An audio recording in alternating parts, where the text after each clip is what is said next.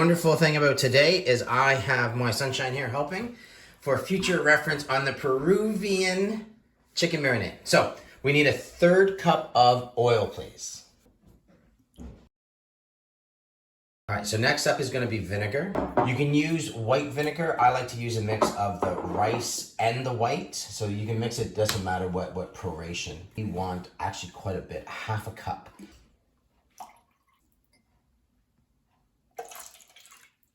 And again, the oil that you can use is vegetable oil.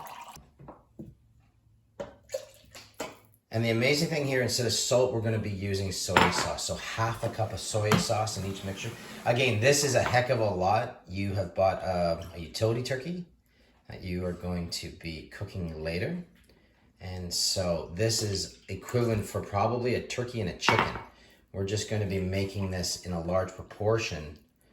We can freeze the marinade and use it when we need it. Quite a lot of garlic in this. I'm going to use anywhere between 5 to 12 cloves. These are from the garden, so these cloves are about double the size of what a normal clove would be. We're going to be, with this recipe, you can't use too much, but I would go anywhere between, for this type of batch, which would be equivalent what we can use for a turkey plus a chicken, is we're using 5 large cloves. That would be 10 to 12 cloves regularly.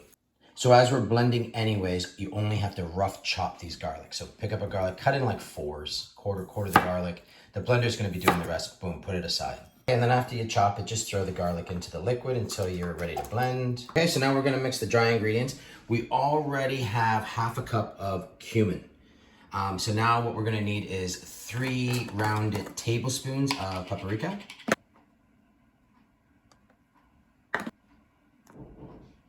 2 tablespoons of black pepper, which has already been measured out. 1 tablespoon oregano. And then say 1 tablespoon of smoked chipotle. If you don't have, this is one that's not really, if it was more the Peruvian, it would have been using the paprika. But this has the smoked flavor. So if you want to, if you have smoked paprika, go ahead. I like the taste that the chipotle gives to it. And this recipe was inspired when we went to Peru. I have never tasted better chicken than the way they make it.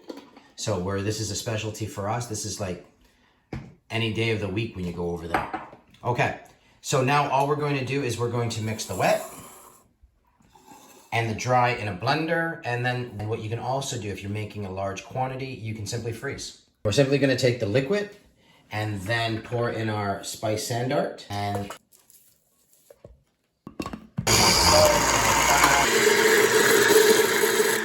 let it rest an hour before you put on the bird. Just took some of the marination that was made, threw some chicken legs in, got a bit of a chicken breast, just whatever chicken we had in the fridge. Mix the marination in. As you can tell, it just coats. The rest of that marination, which is basically there, we will freeze and use at a later date. But basically, you're just gonna cover the chicken, marinate it briefly, and then let it sit in the fridge for a couple of hours, and then take it out prior to cooking, say an hour later.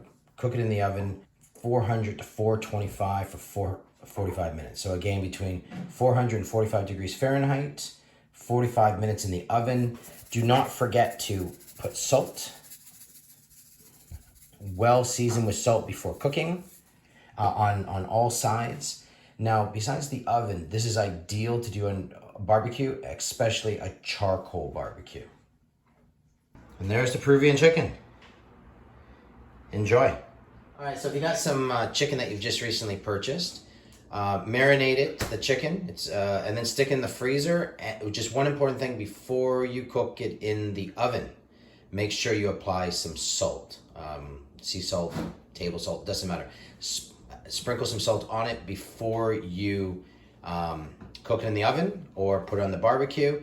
That will enhance the flavor. Without putting that extra step of salt, you're not going to get the full flavor of this marinade. So prior to cooking, add salt. Okay, so the excess rub, just put in Ziploc bags, put them in the individual portions. So when you get some chicken, you can just take one out and then put them in a proper freezer bag, and they're good to use.